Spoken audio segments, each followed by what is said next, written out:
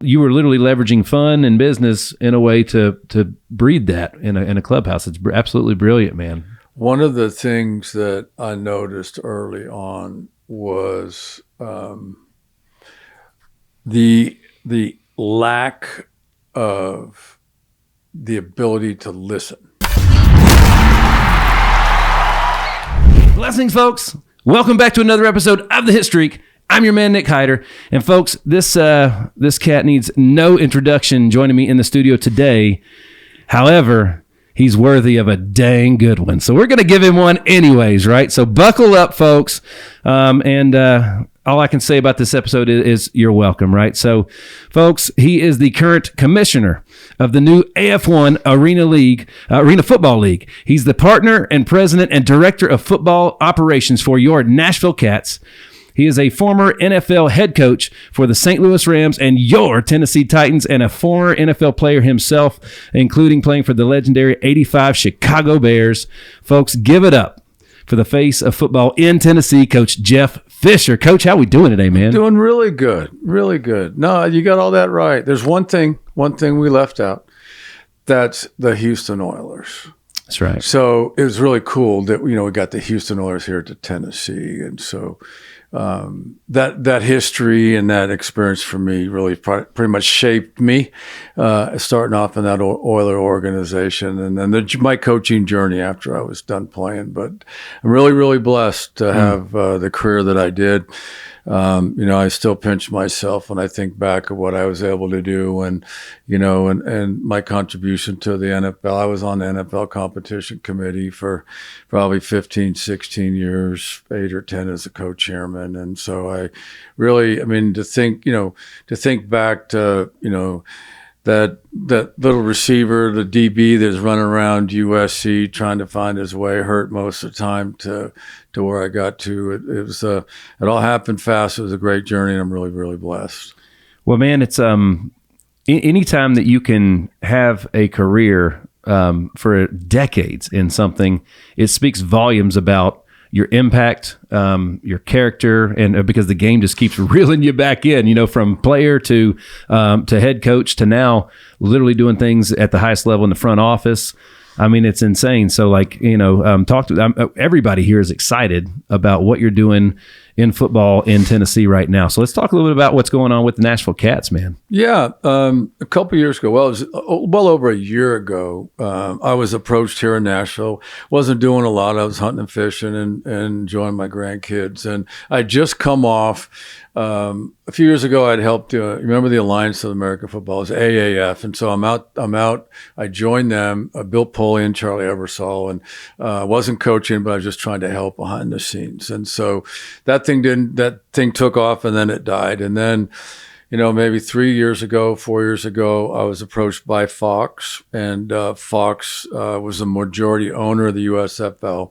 They wanted me to help them. And so I agreed to coach 1 year, went down to Birmingham, coached a team, had a blast. It was just the kids. And, in coaching, best way to describe this is because you were in it. You had so many good coaches that helped you along the way.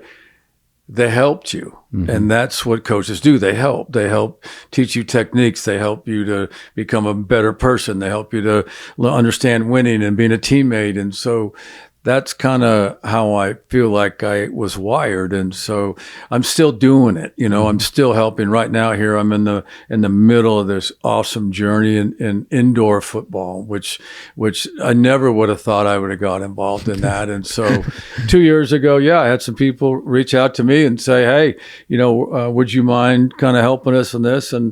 And I listened, and I really didn't know what went on here in town with the Nashville Cats, because my rear end was, 24/7 working with the Titans, and I didn't have time to take a deep breath or even go into the indoor facility behind us where they were practicing. But the Cats had a run. They had a run, 8, 9, 10-year run where they averaged, 6, 7, 8,000 people. That's right. At Bridgestone. Remember the hot tubs and the championships and all the crazy stuff? Bud Adams, our owner, bought them for a while. Tim McGraw had them. Mm-hmm. I heard about it, but I knew nothing about the game until about a year and a half ago, and I'm fascinated at the game.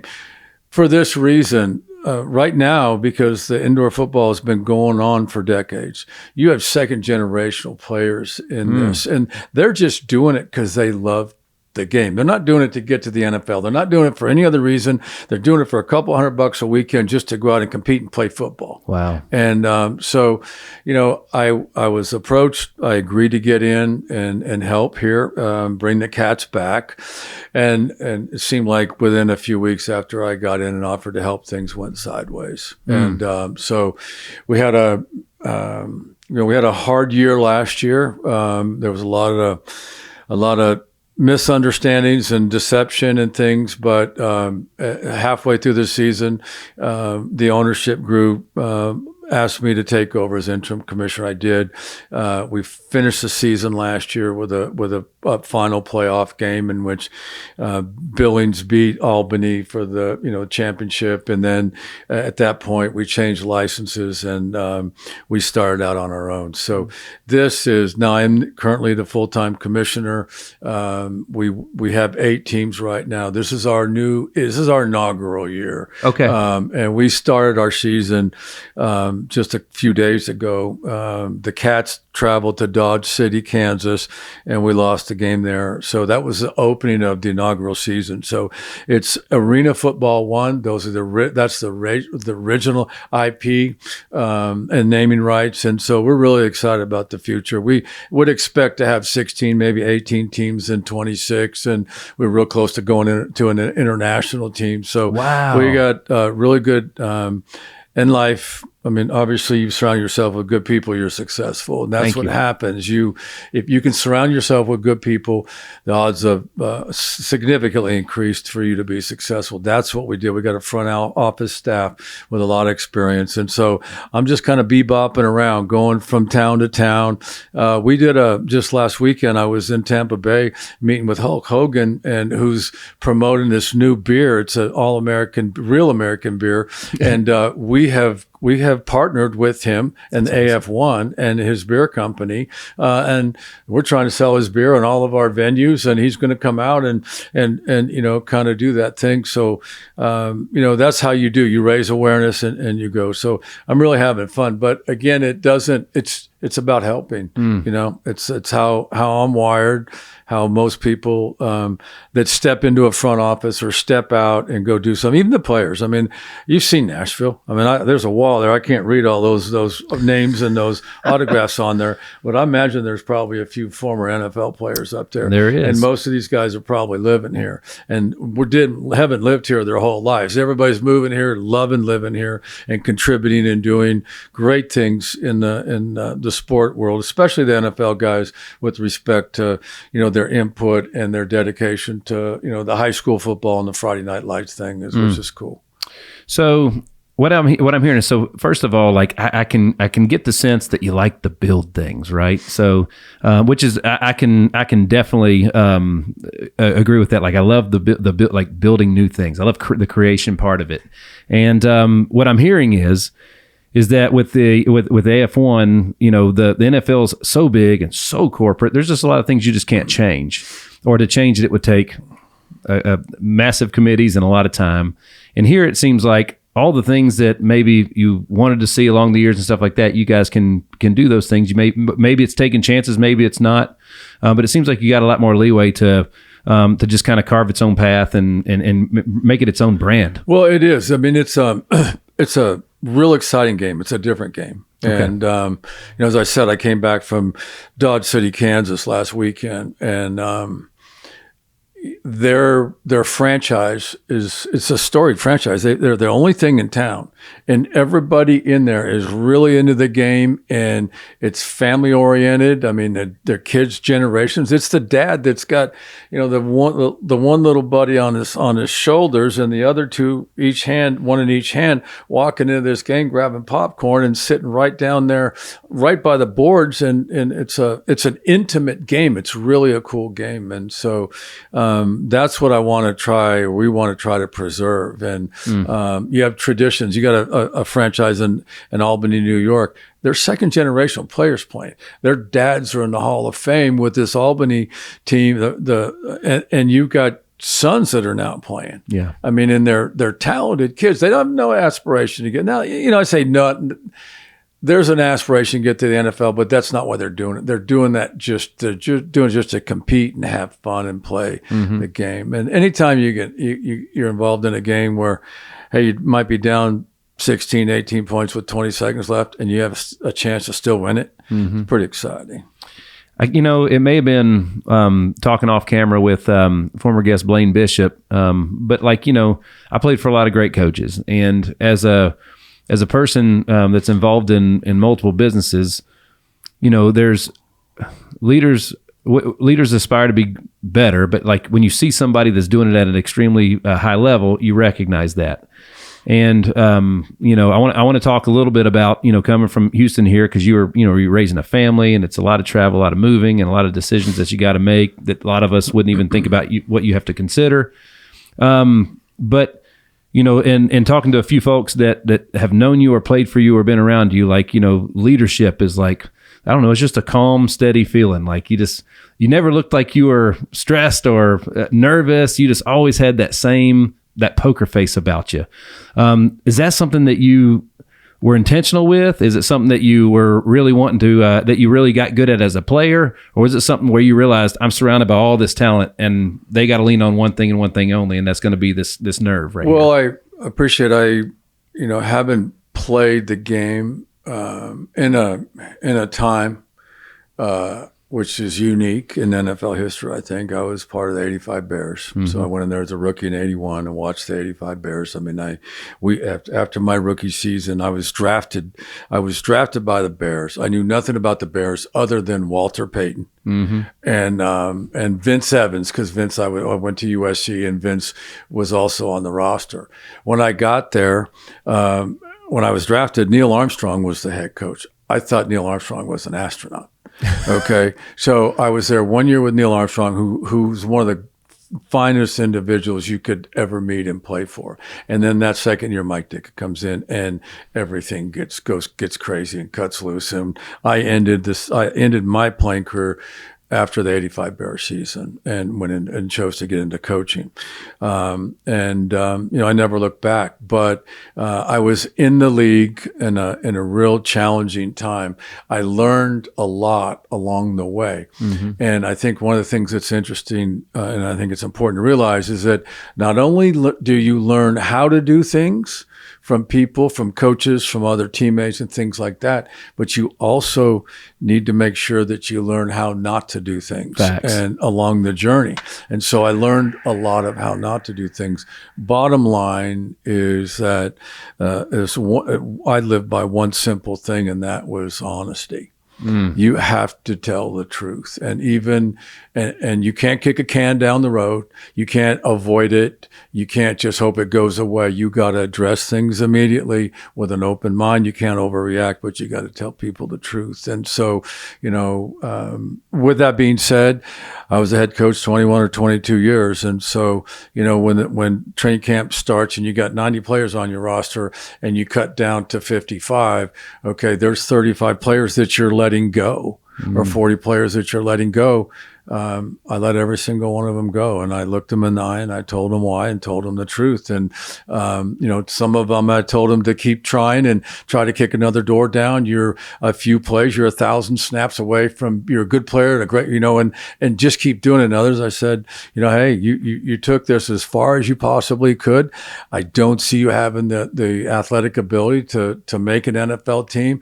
So congratulations. I mean, you're going to go on with your, whatever that is, but you got to tell people the truth. And I realized early on that everybody's different. From every person on your roster is different.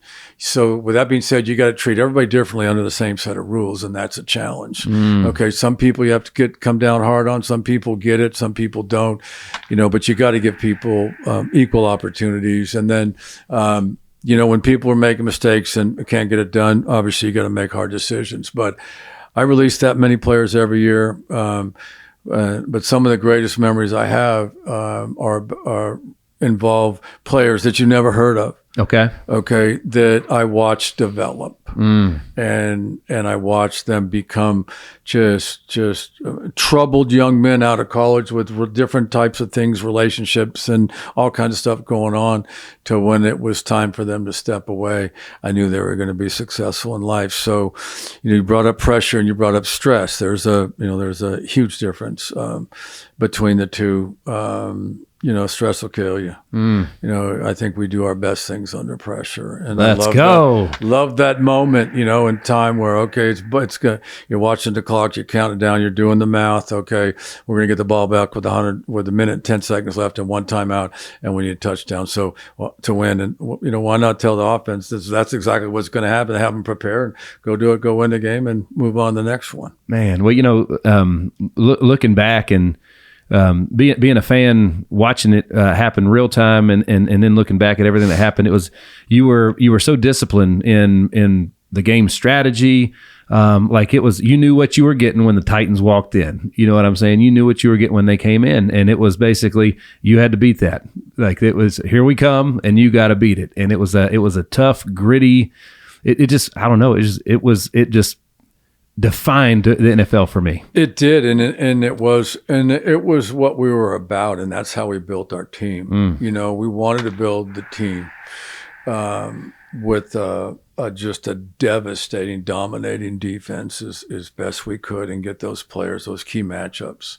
It's that player on defense, namely a defensive lineman, who the opposing offensive coordinator says, I want to know when he's not in the game, because I need to try to call these plays, because he's such a game wrecker and he's such a good player. I can't risk calling these plays if he's in the game, because something bad's going to happen. So you want those kind of players on your defense. You want relentless players, and you want players that play on the edge, that don't hurt the team, that have a understanding of the rules and have an expectation that whatever happens in this game in all three phases, our opponent who we play today is going to have a tough time answering the bell next week, because we beat them up. And so that was how we were built. We started that with Steve McNair, and then Eddie George the next year, and then built our offense. And as we were quietly putting this team together, and I say we, it was Floyd Reese. We lost Floyd Pass. It was our GM, but we did this together. And, had it not been for him, we wouldn't be having this conversation right now. But we did it together. We knew what we wanted, and we built this team. Why we were moving. I mean, we played in 4 different venues in 4 years, or 5 if you would include Alltel Stadium in Jacksonville. I was famous for that, but we did the distraction, the potential distractions. What's the biggest single contributing factor to losing games, specifically football games, is distractions. It can be an injury, it can be an off the field thing, it can be, and you have to avoid distractions. You got to meet them head on. We had distractions. We were moving here, temporary facilities, but while we were doing that, we were building a really good team. And then the moment we stepped into this, to at that point was Adelphia Coliseum in '99 was it. I mean, that was we opened the season against the Cincinnati Bengals. We were down, we were down 9 with 3 or 4 minutes left to go. We put 10 points on the board, beat them, and had an undefeated season. That's right. And then we ran from there. And every team was different that I had. The locker rooms were different. The personalities were different. But the one thing that stayed consistent was it was a smart, tough football team that's going to fight you to the end. And and they were always close. I mean, that's kind of what I loved about it. And I'm still hearing from guys. You talk about Blaine, you talk about these guys. I hear weekly from a lot of my our former players about checking in to see how we're doing. Adam Pac-Man Jones been trying to reach me all day. I don't know what that's about, but I'm gonna call him back as soon as I get off this show. He's just a at this point, after what he's been through, he's got it going, and I can't wait to talk to him. I want to thank all of our loyal fans that spread across all 50 states and 14 different countries. It's absolutely amazing. Folks, help us keep spreading the word, right? Share your favorite episodes with friends and make sure that you are liking and subscribing to the Hitstreak on all digital platforms. Thanks again, and we look forward to more. It's great when I played for Coach Jeff Forehand, who's at Lipscomb University, and I still stay. I talk to him multiple times a year. Those it's really cool. It just shows you the impact that you make when I still look at him the same way I did 20 years ago. He's still coach. I still look up to him. And it's that relationship never changes. But there's a handful of coaches that I don't have in contact with, and it's nothing against them. It's just they didn't make that impact. Right. It is a very special relationship.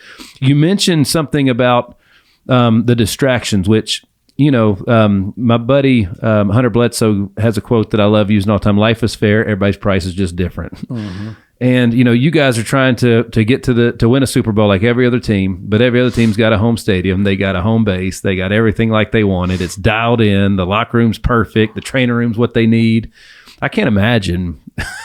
It was an away game every day. It was never home field advantage. Yeah, especially when we moved here. We came out of back-to-back seasons in Houston in 95, 96, where we were like kids in a divorce. Yeah.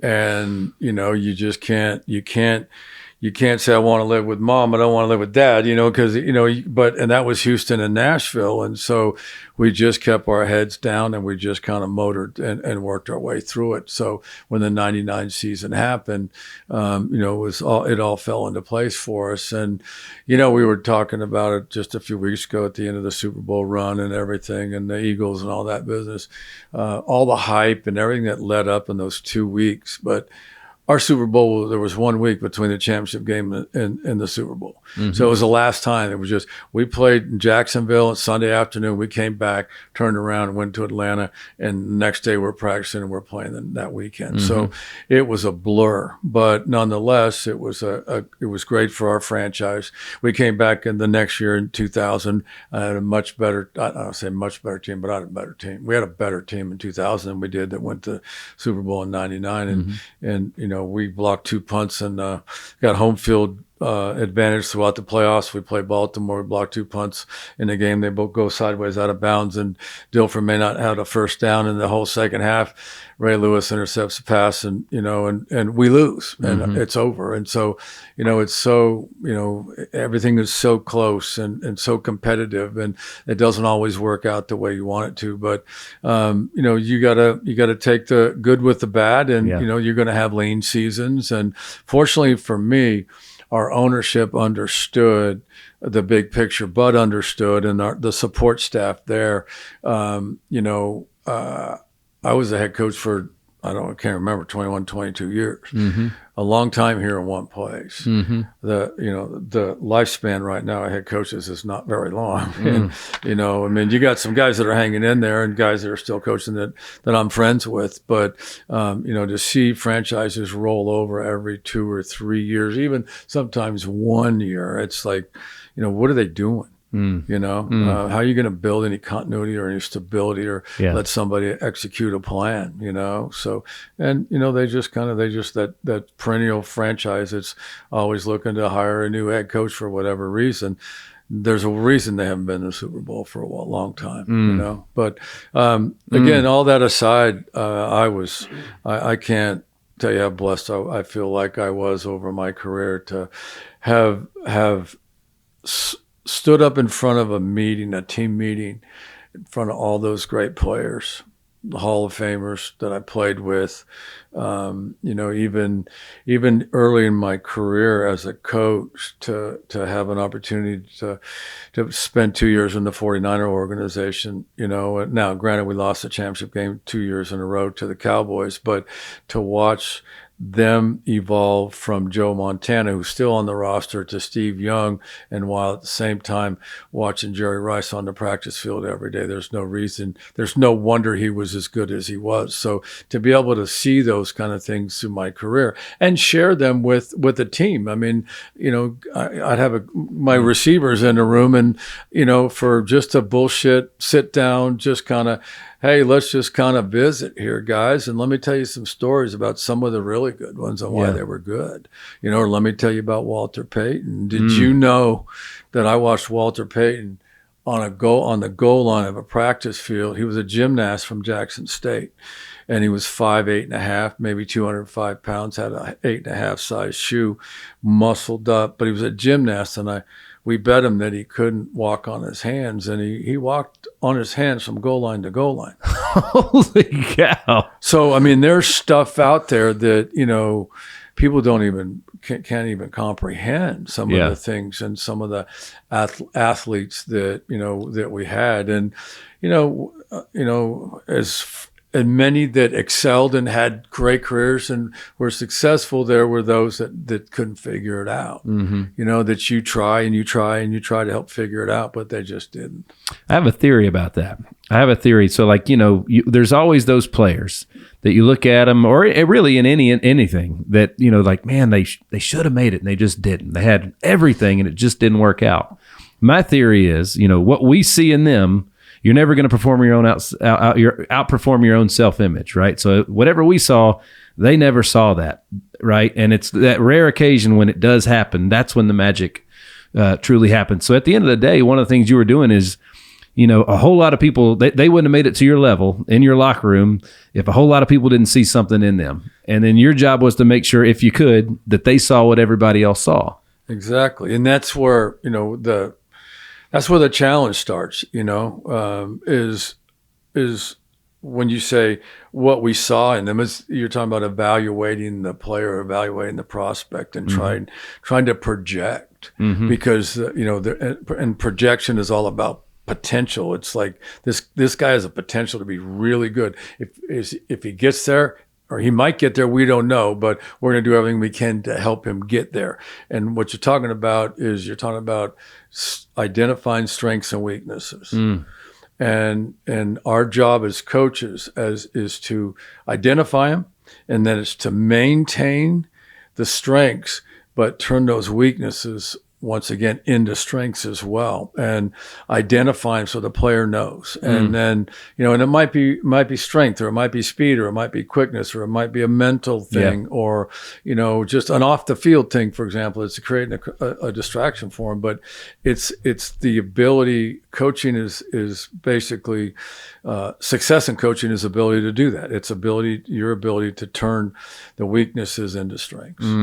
As a baseball guy, I'm always fascinated with toughness of football, because, in baseball, it's almost gotten to a place where if you're not 100%, they don't want you to play, and the guys miss a lot, and it's, if you're one of those diehard fans that your life changes if your team wins or loses, it's devastating when that's you're relying on somebody staying healthy, and at the end of the day, but they, in football, I don't think anybody's ever 100%, are they? Well, the challenge, I mean, I played baseball up to high school, and then for some reason, when that ball started coming right to my head and then landing, across the plate on the ground, is when I couldn't figure it out after that. That's right. But in the NFL, the calendar day in the year when the NFL players are in the best possible shape is the night before training camp. Okay. Reporting to training camp. Yep. Now, some of them are carrying some injuries previous, or whether they fail a physical and come in, but and so the challenge is to keep them up there.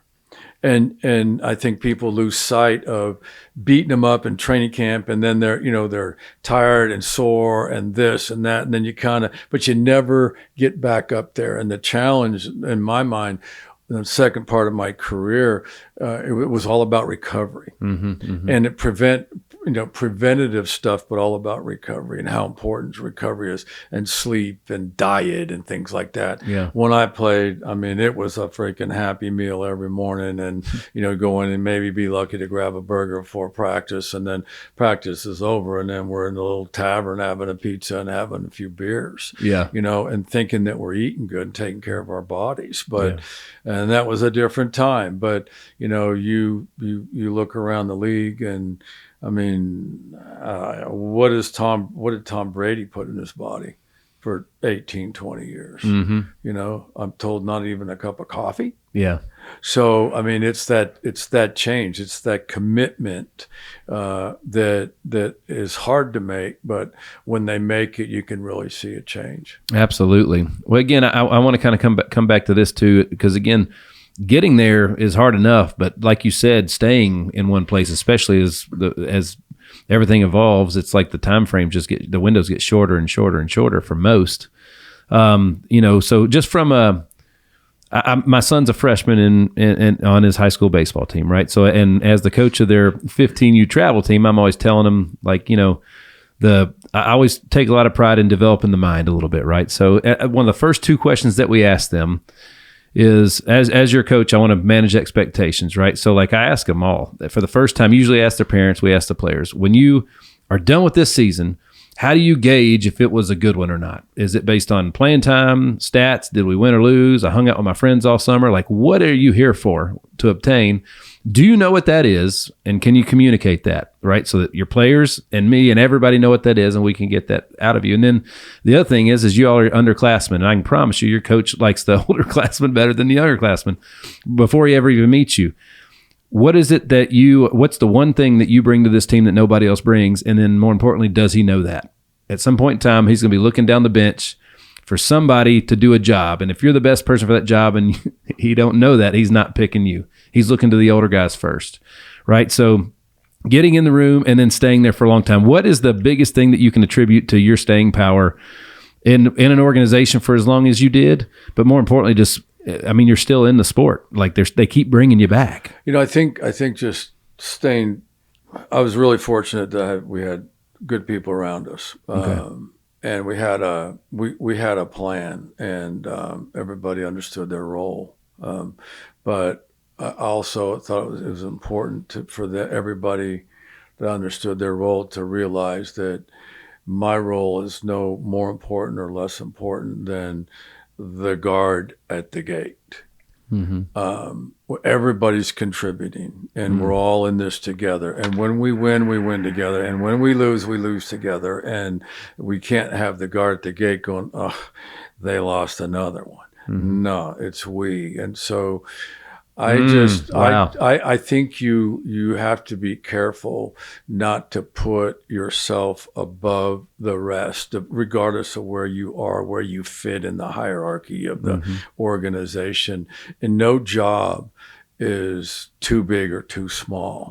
And so that's the kind of the approach. I mean, you don't want, early on in the Oiler days, it was dysfunctional. I wouldn't have been there had it not been dysfunctional. I had not been,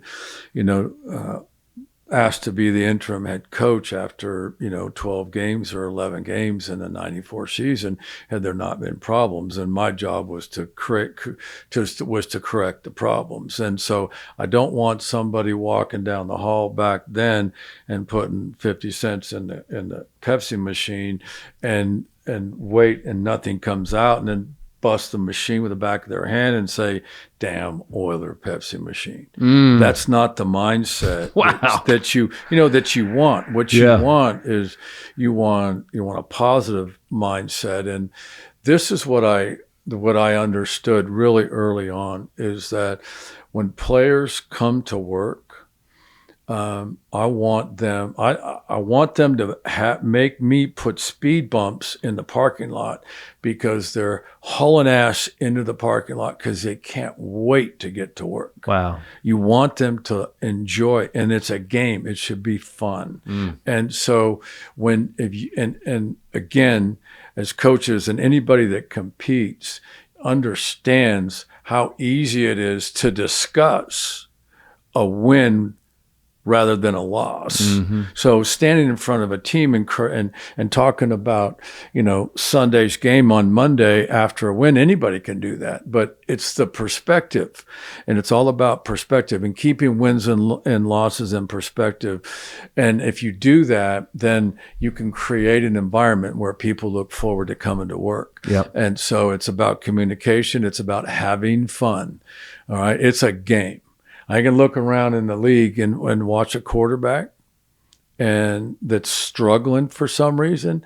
And it's just classic. He's not having fun. You can tell he's not having fun. He's not having fun in the practice field. He's not having any fun during the week, and he's not having any fun on Sundays. And that's because there's so much pressure on today's quarterback to make sure the ball doesn't hit the ground during the practice during the week. Because if it hits the ground or he throws a pick in practice, the team goes, oh, geez, our quarterback had a bad day. We're not going to win this weekend. No, you can't. You got to take the pressure off them and create opportunities for people to have fun. And I believe that locker rooms are for players and everybody else included. Now, you got to, obviously there's people that aren't permitted in there, but what I mean is, as a head coach, I think it's important to go through that locker room 4 or 5 times a day. They need to see you. They need to feel you. That you can't allow that place to become isolated and an asylum like thing where it's just, so when the head coach walks in, everybody gets quiet and then they just kind of look around. And then when you leave, they start their stuff again. They need to feel you all the time. But most importantly, it's about having fun. And I would submit that you'd be hard pressed to find anybody that played on one of our teams that didn't have fun. And the practical joking within reason. Yeah. I mean, you're not going to hurt anybody and all this. And the head coach needs to be, that kept informed regarding the practical jokes. And I can tell you some amazing practical jokes that took place, on different teams. Clean, good-hearted, well-meant, just, I mean, and the guys just have a blast. I mean, imagine you going on the road and for 2 days and somebody getting the keys to your car and pulling your car in the indoor and then filling your car, the whole inside of it, with those packing peanuts and a couple thousand crickets. And now you get back off a late road trip and you can't find your car. You find your car, it's in the indoor facility, and you got 1,000 crickets in your car. I mean, it's just fun. I mean, those are things that, you just have to have fun. No doubt. And when you got a good team is when you can turn it on and turn it off. It's time to work now, guys. Hey, this next period practice is really freaking important. Okay, you're going to learn a lot of stuff. You're going to learn this is the difference between winning and losing football games. So everybody pay attention. Got the bullshit, let's pay attention. And they turn it on, and then they turn it off. So, it's communication. You can't have people walking around your organization wondering what you're thinking or trying to guess what you're thinking. They need to know what you're thinking. It was always like, the moment was just, Derek Jeter always talked about, every day at practice was game 7. So every other game was just a game.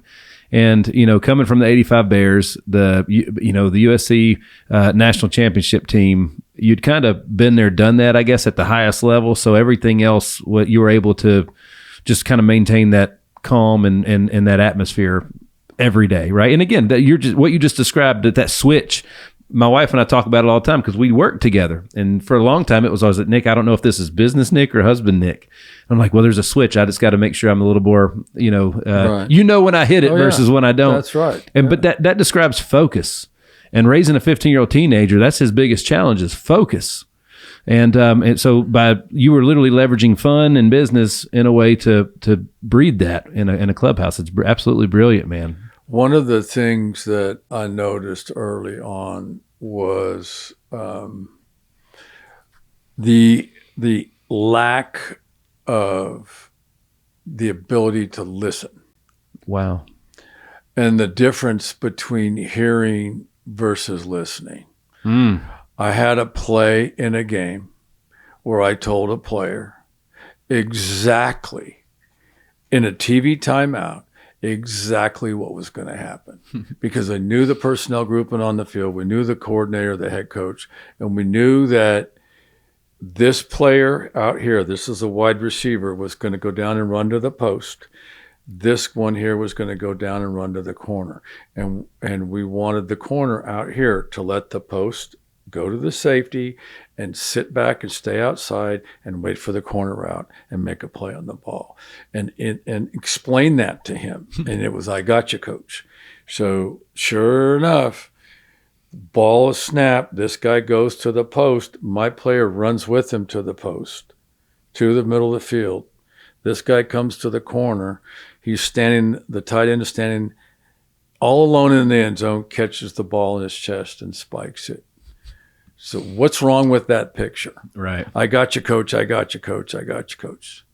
In my mind, and I did the research, and I went out and I invited. I have a hearing loss from birth, so I'm impaired. Okay. I don't hear in my right ear. And so I was donating over, as we do in charities and things like that, to the League for the Deaf and Hard of Hearing at that point. Invited them to practice.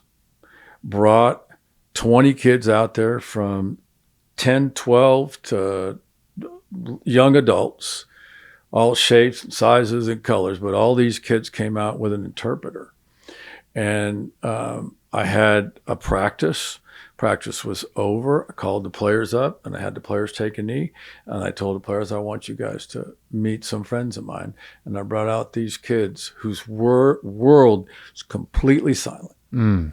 Silent. Wow. And the players got to communicate with these kids through the interpreter. And the question was, Eddie George, have you always been a running back? Well, I played linebacker, at military college, and these kids are fixated on the interpreter and the interpreter's hands, as you can appreciate. And we went through 6 or 8 questions, and then I thanked them, said, we'll see you in the cafeteria. We're going to join you. Join us for lunch. And I had them walk away. And I told the players, I said that their world is completely silent. And their only way that they can survive is to listen. And they listen with their eyes and their fingers.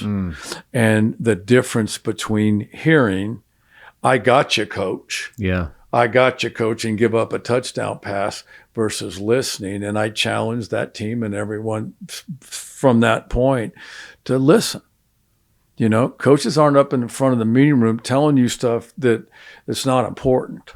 So if you don't understand something, ask. And then, of course, you move into this day and age where, with studies had shown that because of the device that we carry around with us, if you're separated from it, which we did, we put it in the hallway. We knew that we could only leave it in the hallway in the basket, and the player could only really focus for about 20 minutes. And then to go check your phones, check it out, put it back in and come in for another 20 minutes. But Gotcha. we got to that point, and now the league now is, it's not open your playbook anymore. It's open your iPad. So when you're talking to a bunch of guys and you're installing, everybody's head's down. It's weird to see, rather than look up there while you're on the board doing and explaining, calling people up, but you're teaching. And so to me, that the aspect, the challenge, understand the difference between hearing and listening. Okay.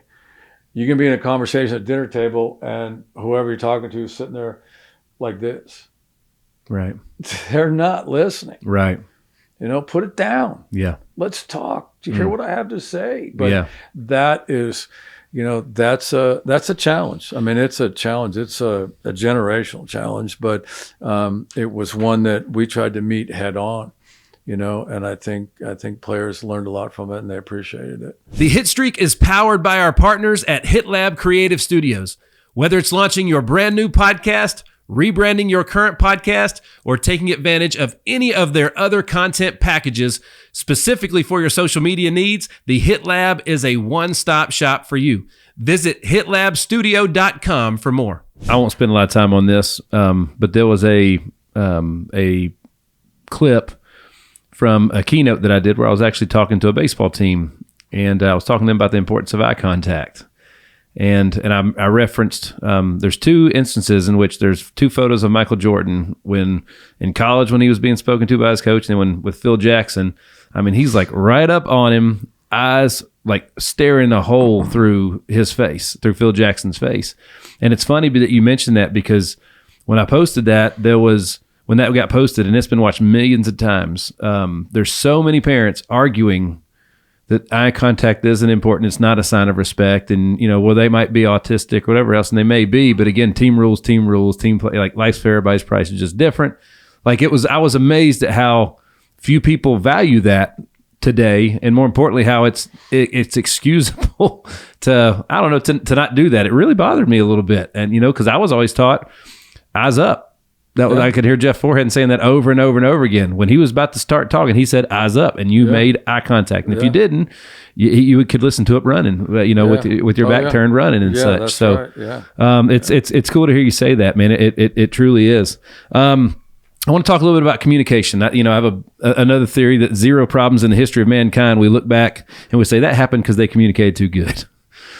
So you get all these, the best in the world in your locker room every year, and you've got to unite them on one goal, one vision, right? And which is extremely hard to do. And then that has to be constantly communicated over and over and over again. And they have to be reeled back in when they go off, they go off on a tangent for it, or whatever it may be.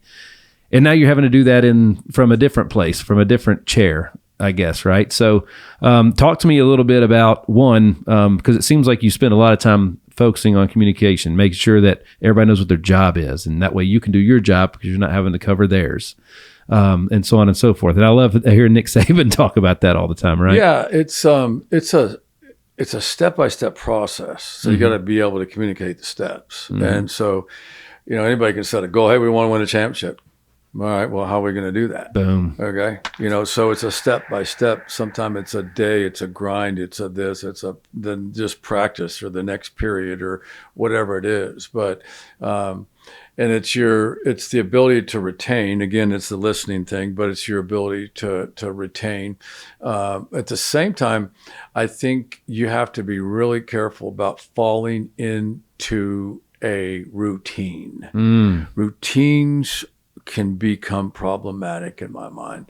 And so I always loved on the practice field, guys they knew what period was coming up next. And so they would pace, if they did, they would pace themselves and then start a little daydreaming. And like, if they had to watch, they'd look at it and go, hey, we got 2 periods. We got an offensive, passing 7-on-7 period. We got a defensive, maybe 2-minute period. And then we're done with the day. And so they're just kind of passing time. All right. And so to upset the apple cart or just break up the routine, I would always do that with, it's like, and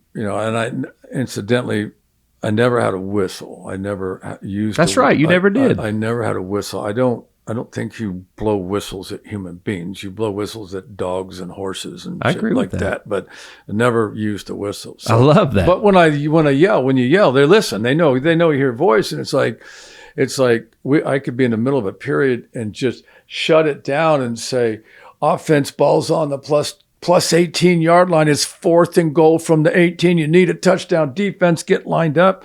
And all of a sudden, everybody's running down there. They're going, what's the scenario? And the coaches are going, what's the down and distance? And then you go down there and you run one play. One play. And the guys understand.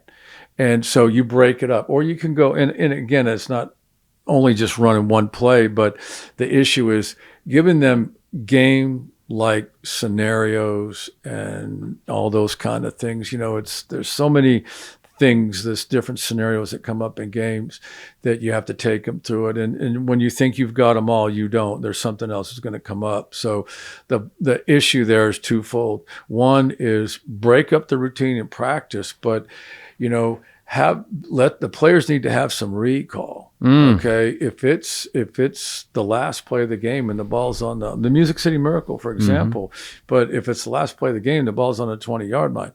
Okay, this is what we're going to call, guys. This is what we practiced. And so when the call comes in the huddle, guys are going, right on, man.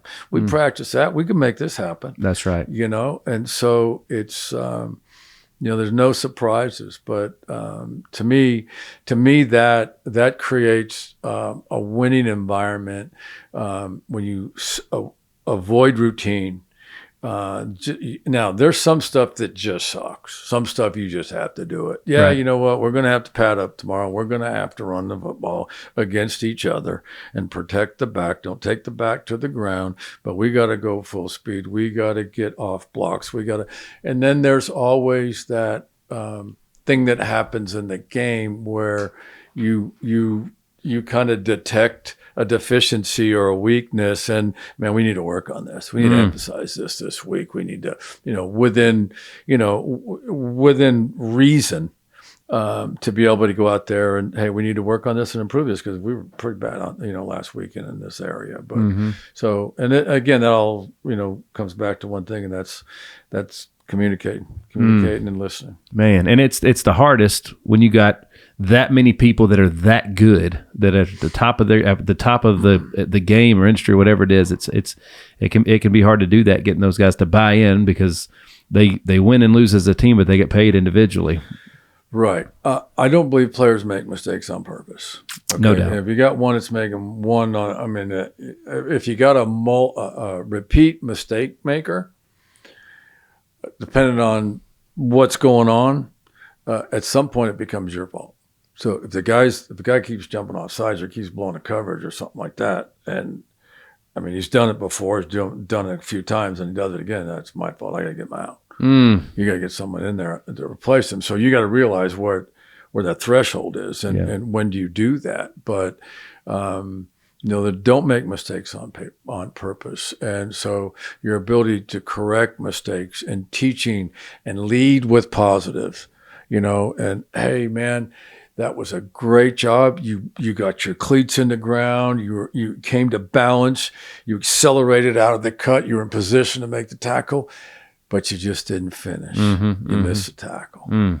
So, let's work on finishing. Yeah. And to me, it's about communicating. It's not, you're always going to have a coach out there screaming, yelling, dog cussing them, and everybody gets used to it. And, oh man, he's a dog cusser, and, they love him but if you're that coach that doesn't do it very often, and you do it, you could have some potential problems. Now, always, if I had a problem, let's just say I had a problem outside the building, a player did something, violated team rule or whatever. You had a few of those, yeah. Oh yeah, no, it is. This is about discipline too. It's like you got to discipline them. You got to treat everybody different, the same set of rules, but. If, for example, if you're my starting quarterback and you had made a bad decision after hours, where you should have been home sleeping, but you're out, and you got a bar fight or you got a DUI. You and I are obviously going to talk about it, and then we're going to go into the team, and then you're not going to talk, but I'm going to talk in front of the team, and I'm going to let you know ahead of time that. I'm going to have to rip your ass in front of your teammates. You got it coming, so don't let it. I don't want this to come as a surprise, but your teammates need to hear me and you and this, and because that was wrong, and you would expect me to treat everybody else the same. I'm not going to embarrass somebody, but you have to discipline them, and so in the NFL, there's you got a fine schedule, a league fine schedule, that all these major fines, and then you got your own club fine schedule. If you're not wearing the right shoes to practice, I can fine you $50 or, whatever it is. And those fines escalate. And, some of those fines can be significant. They can be $5,000, $10,000 fines and for first time offenses. And I can count on one hand the amount of time I find players. I don't want to take their money. That's my philosophy. You got coaches in the league, they'll fine them for being 30 seconds late to a meeting, whatever reason is. But I'm not going to fine them. But I'm going to use the fine, okay, because if it happens a second time, then I'm going to double it. Let's go. Okay, so I'm not going to find you here. Hey, yeah, I know you. Yeah, you. Whatever. You ran out of gas on the way. I get it. I'm not going to find you, this time, but next time, yeah, I'm going to hit you. And usually that takes care of it. I love it. I love it. I love it. Well, it's, So another question I have for you. So if you look up Coach Jeff Fisher online, it says former coach. It doesn't say retired coach, right? So, yeah, I mean, we were talking about it before. You finally got to experience Nashville in the fall the last few years. You know what I'm saying? Because you were really busy for 20-something years. Yeah, Nashville, not only Nashville, but the rest of the world. That's right. And so, yeah, I didn't have many falls. And, I kind of grew up as an outdoor enthusiast. And I loved the golf and stuff like that. But the hunting and the fishing, and especially the fishing, and just didn't get to do it. I'm very fortunate to have a place in Montana that I've had for 25 years. And there was a long stretch where I never saw it between July and January. Mm-hmm. If we had a bye week, I'm jamming up there just for 2 days just to see it or do whatever. But usually the bye weeks were, watching my boys play. But I've been really fortunate to be able to go around and do some really cool stuff. And I just, I love having a fly rod in my hand and not just dinking around in mountain streams, but going after, some challenges and stuff. I know you're still involved through the front office, which is a big job in itself. I don't know. Is there an itch that still needs scratching? Are you? No, I'm fine. I'm really fine with, not getting back on the sideline Gotcha. anymore. Yeah, I'm. I've come to terms with it. I'd like to help. I watch games differently, now. Mm-hmm. If I watch that ball game on Sunday, I'm not gonna do something, but I'll be watching inside of 2 minutes at the end of the first half, mm-hmm. and then maybe the last 4 or 5 minutes of the game just to watch the game, see how it's managed. Yeah, because clock management's not really good right now. Okay. I don't think it is, and too many guys make way too many mistakes. And, well, you would know. Yeah, I mean, we spent a lot of time on it, and unfortunately, it's preparation, but it's also gut feel, and it was also for me, it was having enough time. Yeah. Enough time, years on the sideline to be able to anticipate. We were talking about kickers the other day, and we had a kicker here with the Titans, Rob Baronis. Oh man, he was great. He lost his life was cut short in a car accident. But Rob was a little different, and he's famous for that 60-yarder against the Colts here in town where we beat Peyton and all that, and it was one of those deals in the game where the Colts had one more timeout and there was 20 or 30, 25, whatever it was, the scenario. But I couldn't take the shot at the field goal with Peyton having a timeout left. But I would if I could get him to burn the timeout. So I sent field goal team on and changed my mind and sent the punt team on. And when I sent the punt team on, Tony called timeout. Dungy called timeout because he was, kind of, oh, shoot, we got called timeout. When they burned the timeout, I sent the field goal team back on, and Rob stroked it. He made the kick. And so, but there's things like that you do. And, I was really fortunate in that my time with the competition committee, Commissioner Taglabue actually appointed me to the competition committee, then Roger took over. But so I was on it for about 15, 16 years, and so that requires a little bit of time in the book. And so I knew the book really well, even the point where I get some calls on Monday. Hey man, you shouldn't have done that. I go, well, I just kind of taken advantage of a loophole in the rule, and then of course that next off season there's a new rule, but it was always kind of a challenge to me, and it was fun because you could explain these kind of unnatural kind of nuances of the rules to your players, and they like knowing something that maybe nobody else knows, the other team knows, and we work on it, and we're prepared for it, and then you have a chance to go out and execute it. One of them, again, it was involving Rob Baronis, but anytime in the game, if you receiving team waives fair catch, you get to exercise a free kick option, meaning you get to put the ball down, no rush, and someone's going to hold it, and after fair catch, you get to try to kick a field, get 3 points, kick the ball to the uprights at any time in the game if you fair catch a kick. And so I could see that scenario coming in a game in Houston where I didn't think I thought that maybe I could stop the clock with 4, 5, 6 seconds left right before half and get them to punt backed up. And sure enough, I did. So prior to that, I told the team, because we work on it, I said, hey, we got free kick after fair catch, guys, get ready. So cover team, get ready. And I told the special teams coach to tell Rob. And so Rob's like, gives me a thumbs up. I go, okay. And so I went too deep, made sure we fair caught it. We fair caught it, sent the team out, told the officials we're going to exercise our free kick option. And as Rob was going out, I said, hey, take as much approach as you want now. Okay. You can take a kickoff approach if you want. You can run 30 yards and freaking drive that thing. Don't just stand there and like it's an extra point and chip it through. And he's like, so we get out there, we get all lined up, and Rob's standing there, and the play clock's going, dunk, dunk, dunk.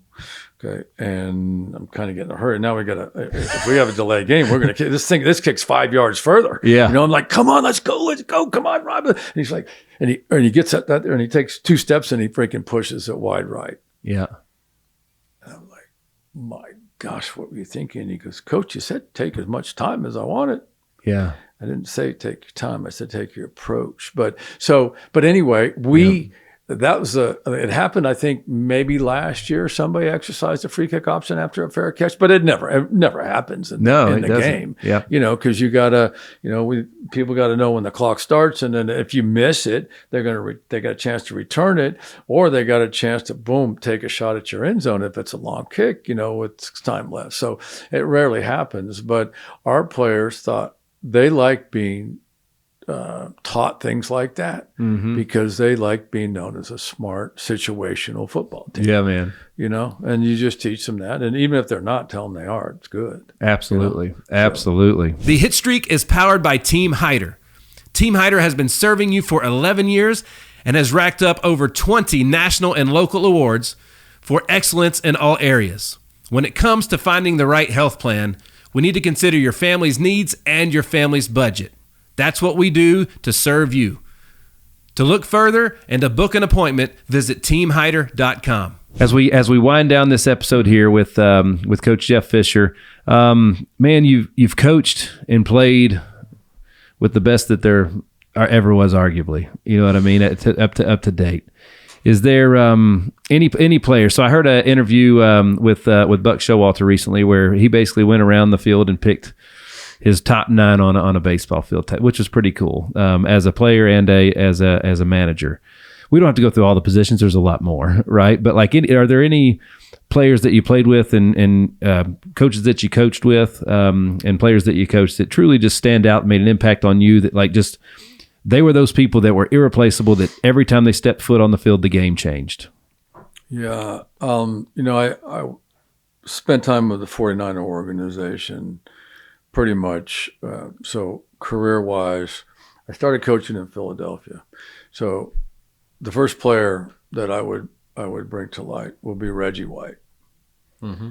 Reggie White was one of the most dominating, physical, athletic giant man that you could ever imagine. Mm-hmm. And he was a wonderful teammate, and he was a Baptist minister. And I mean, Reggie was so dominating that I would say the whole package regarding Reggie and everything that he did, he was probably one of the all-time best. I then go to the end of my career and I drafted Aaron Donald to the Rams. Okay. And for Aaron to be able to walk away on his own terms a year ago after his career, Aaron was that one that offensive coordinators wanted to know if he was in or out because he was a game wrecker. Aaron knew it. He was a student. He was so talented. So, the D linemen, there's so many others that Javon Curse here was a rare freak, as they call him, talent, but there were so many. But those two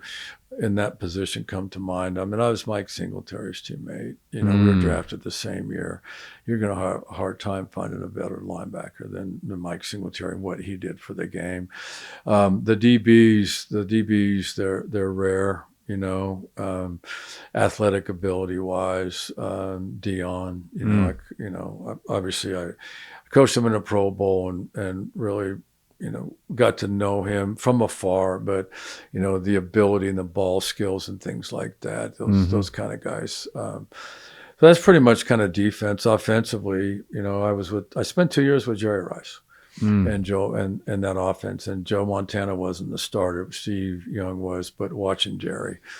So, and to illustrate it, if you're the head coach in a team and your team loses the championship game, you're going to go over and coach the Pro Bowl. So you take your coaching staff over. That's how the Pro Bowl used to be. So we lost the championship game and had to go over and lost the Raiders when I was here in Tennessee, and the Raiders went on to go win the Super Bowl. Okay, so we're got to go over and coach the Pro Bowl in Hawaii. So the Pro Bowl is after the Super Bowl. So Jerry Rice was with Oakland, and he's got to do the parade after the Super Bowl. Right. And then he's going to fly over midweek to Hawaii and then play in the Pro Bowl on Sunday. So, and he's in year 16. Right. So I'm over at the Pro Bowl practice field in the morning getting ready for this practice. And these are all the best players in the league in the AFC. I had two rules. One was no Mai Tais in the meeting rooms. And two was just please be on time and we'll have a half-hour practice. You go to the beach the rest of the day. But I only had two rules. I'm out there waiting for the team to come in. It's an hour and a half before practice is supposed to start. The door opens to the locker room. And Jerry Rice walks in the locker room off the practice field. Okay. The Pro Bowl practice field. Yeah. Okay. He's taped and spatted and he's dressed. He's in shorts. He's got his jersey on, hat's on backwards, and he's soaking wet. He flew all night to Hawaii, came to the practice field, and got to full speed and ran the route tree off of both sides. So he runs the outs and the curls and the comebacks and the goes off of both sides and comes in the locker room in year 16 in the Pro Bowl. Wow.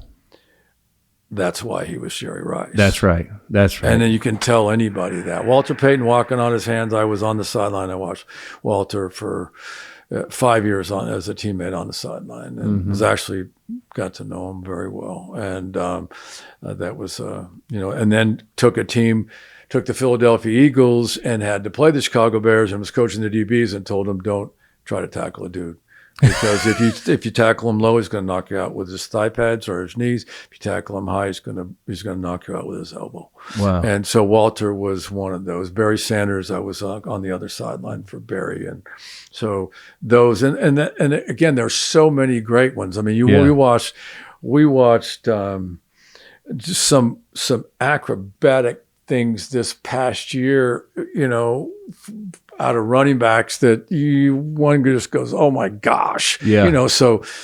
But quarterback wise, there are so many good quarterbacks. I've been around so many good quarterbacks, but the one I miss is number 9. Absolutely. So, we were close, and that was hard, but he wasn't, and when he played, he may not have been the top 1 or 2, 3 quarterbacks in the league when Steve played, but he definitely was the top 1 or 2 or 3 football players in the league. He was extraordinary. So, I was just really fortunate. I mean, having played, I gave up. I had to go in and play against the Minnesota Vikings and at Met Stadium, where both teams shared one sideline. Back then you got 2 teams on the same sideline with a freaking, a bench on the 50-yard line, and they're there and we're here, and I had somebody get hurt. I had to go out and play corner, and I gave up 2 touchdown passes to Sammy White and 1 to Ahmad Rashad, So, I mean, I recognize good receivers, Oh, yeah. But, I was just really blessed to be in it that long. And, the personalities, the players that have come through Nashville, when I was part of the organization, and many of them who've since come back to Nashville are great people, great people, and have become deeply rooted in this community. And so that's why I'm here. And, I just want to continue to give back to this city. So, well, let's talk a little bit about what the city can give back to the Nashville Cats. The Nashville Cats home opener is going to be on the 29th of March. We'll have back-to-back. We'll go we'll go Saturday and then Friday. A little bit of background. We had a good season last year. It was a great logo, by the way. The mascot's killer. Oh, the cat, yeah, the cool cat and the dance team and everything. And so this is an inaugural season. We're got a team right now. Coach Darren Arbetta is our head coach. He's 18 wins away from being the all-time winningest indoor arena football coach. And so we went out and got the best coach. We've got a team that's just starting to gel right now. And, we've got some exciting games. We'll have 4 here in Nashville, and then we'll have probably five or six on the road. But we've got a couple back-to-back home games over at Municipal, and then we have a home game later in the season up in Clarksville at F&M Bank Arena. So we're gonna bring the Cats back, and we're gonna do it right this year. And all the ththings that we're doing this year will carry over into 26. But we invite everybody to come out. You can get your tickets at the NashvilleCats.com. Tickets are going to be very reasonable priced, and we're going to have a lot of fun. And we're going to emphasize families. And the old fans, we got two generations of fans now, and we got a different demographics here in Nashville, as you know. Oh, yeah. We want to involve everybody. That's killer. All right, final question here, because again, I think maybe because it doesn't say retired next when you look you up online on the internet. It says former. But there's a lot of just looking you up before you got here today. What's new in Coach's life? There's a whole lot of Hall of Fame discussion out there. But they usually don't make that call until you're done, right? So is that maybe what's holding it up? Well, I'm done. I mean, I think it's widely known that I'm not gonna go back on an NFL sideline. Initially.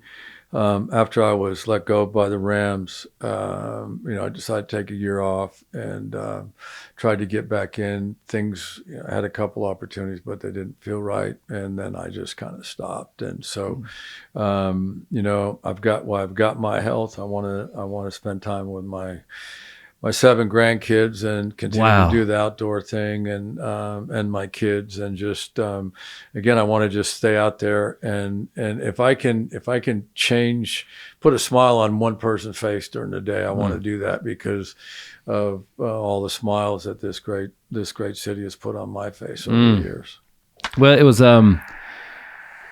was what I'm hearing is people ask me a lot. I did what I set out to do. My goal was always to play professional baseball. I didn't know what I really wanted to do was to catch for the New York Yankees, so I did what I set out to do. I wasn't a good goal setter as a young man, right? So, but I didn't quit baseball. I finished, and you finished coaching in the NFL. That's what I'm hearing, right? I did. I finished. I I coached 21, 22 years as a head coach in the NFL. That doesn't happen. No, it doesn't. It does not happen. Not that long. Both times I changed teams. I took over franchises that were 2-14, so they were struggling. Gosh. And I feel like in 5 years here, we had the Titans in the Super Bowl. That's right. 5 years in St. Louis, the Rams won the Super Bowl. They just didn't take me with them. That's right. So I was really happy for Sean and the people that I had brought to that organization. But things happened, and I have no regrets. So, Bum Phillips once said, there's 2 kinds of coaches. Those that have been fired and those that are going to get fired. And, wow. It happens every once in a while, and I don't have any regret whatsoever. People have different opinions, and they can share their own opinions, and we know where social media is these days. Sure. That people like just throwing stuff out there that they don't fact check and things like that. But I took on this 7 and 9 thing, and people ran with it. And, I also had some 13 and 3s and 12 and 4s, 11 and 5s and 10s and 6s, and, had, more had a playoff run in the early 90s that nobody matched. So, I'm at peace.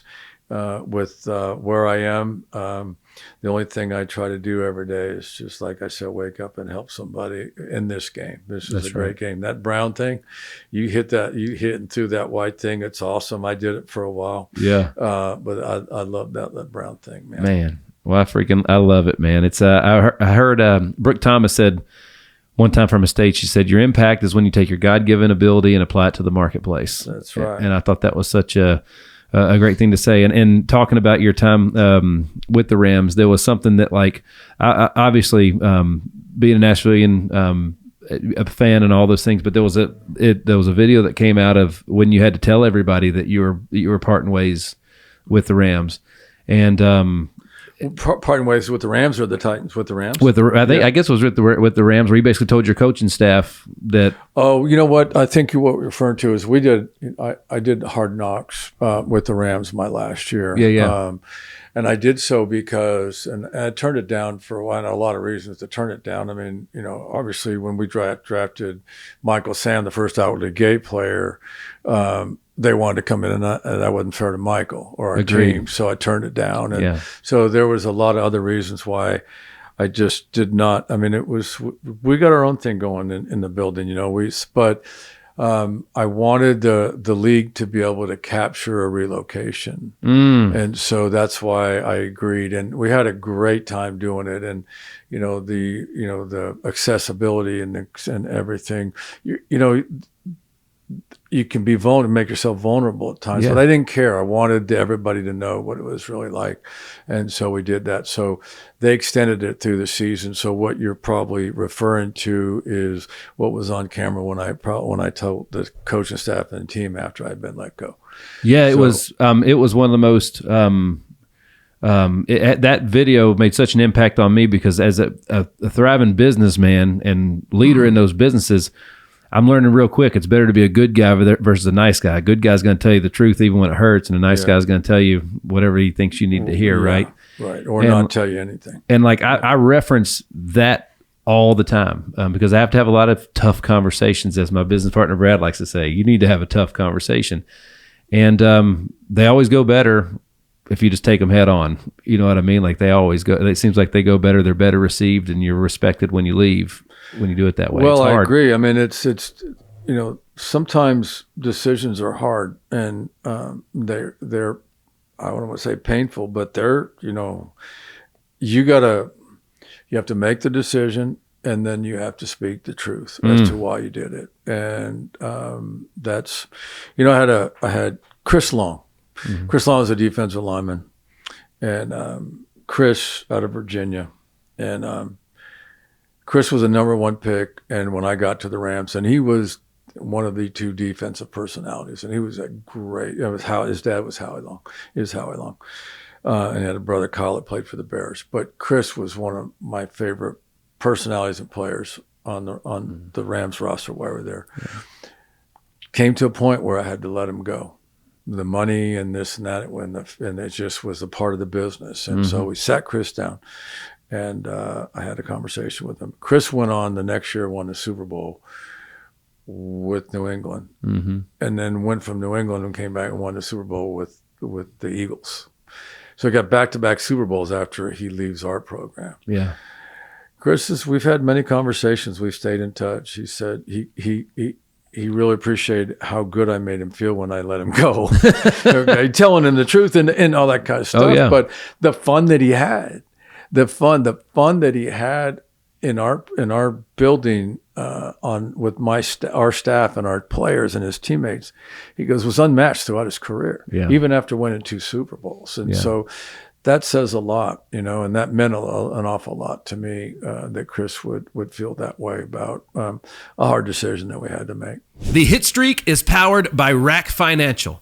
When it comes to your credit card merchant processing, Rack Financial is efficient, reliable, and trusted. At the end of the day, when it comes to processing your credit card payments, they make it simple, the way it's supposed to be. Check out Rack Financial. Selfishly, one of the things that this platform and this podcast has done is it's put me in the room with a lot of my heroes, great people, very successful. And man, there's just been something that you were on you guys have been on, your name's been on my list since day one of somebody that we wanted to get on this thing. I'm so grateful that we're able to make it happen. I just want to say thank you. Well, I was wondering when you were going to ask, but look at your wall. But no, thank you. I really appreciate it, and congratulations on what you stand for, and your approach, and your listening audience is a good reflection of that, I'm sure. So I've enjoyed it, and man, let's get it done again. We just scratched the surface on the stories. Let's go. Okay. Let's go. It's an open invitation, and we love a good story. I'm going to be seeing you. Can I ask you one question? Oh, come on with it. Okay, did that white thing ever look like a volleyball to you? Like once or twice. Once or twice. Once I got to the pro level, the farthest ball I ever hit literally was by accident. Like, you know what I mean? Like I swung. I never forget. I was fooled. Yeah. And it was in Boston, and I showed my son through this VR where he's like, Dad, what's the farthest ball over here? And I was like, well, I don't know how far it went, but it went over that interstate. Yeah. And it was one of the things where I got fooled, and just everything worked out. Yeah. And I remember I hit it, and I was even shocked. I was like, oh wow, Yeah. And it went a long way, and I trotted around the bases, and I got in the dugout, and everybody was like, Hyder, what the hell was that? I was like, I don't know, but I'll see if I can't do it again. Yeah. I was a defensive guy, right? That was my thing. But I could hit it all right. I was a couple years behind Robin Yount in high school, and when I was playing in Chicago, Robin had just come on the scene, with the Brewers, and 18 years old, and he's starting for the Brewers. You remember this story? Mm-hmm. But he came in to play at Comiskey in the All-Star game, and so I went down and saw him, and I said, "How is it going?" And he goes, "This is so bizarre being here with all these great players." And I go, "Well, come on, man, you deserved it." I go, "What's going on?" And how he goes, Jeff, the baseball looks like a volleyball right now to me. Oh yeah. That's when you're feeling it. That's when he was feeling it. I never forgot that. Yeah, it was really cool. It's again, it's you're the same player when it looks like a ping pong ball versus a volleyball, and it's really, again, it's a lot of there's so much that I'm learning over time that, like, what's going on in your own mind is, again, you're the same hitter when you feel good and when you don't. Yeah. You know what I mean? So, and feelings are not they're just feelings. They're not facts always, right? So that's right. It's awesome. Well, Coach, we're going to see you on the I can't wait to see you with the we're going to be, my son and I and my wife and daughter, we love catching all the Nashville sports. We're going to definitely catch some Cats games this year. Come on and see the Cats. It's I had some friends come in to a game in Montana at Billings last year, fishing buddies from Montana. They'd never been to an indoor game before, and they're still talking about it. It's wild. It's so wild. It's wild. Cool. Well, folks, Nashville, we got a job to do. That 13th man was important for the Titans for a long time, and that's the right number. It was the 13th man. I remember it. Yeah, that's right, the 13th man. So we got to do something like that for the Cats, baby. Let's go do it. They got all the right guys involved, don't they? Yeah, we do. So once again, folks, the commissioner of the new AF1 Arena Football League and partner president and director of football operations for your Nashville Cats, Coach Jeff Fisher. Coach, thanks so much for being here, brother. Thank you. What a privilege. Folks, thanks so much for tuning in to another episode of The Hitstreak. I'm your man, Nick Hyder. God bless.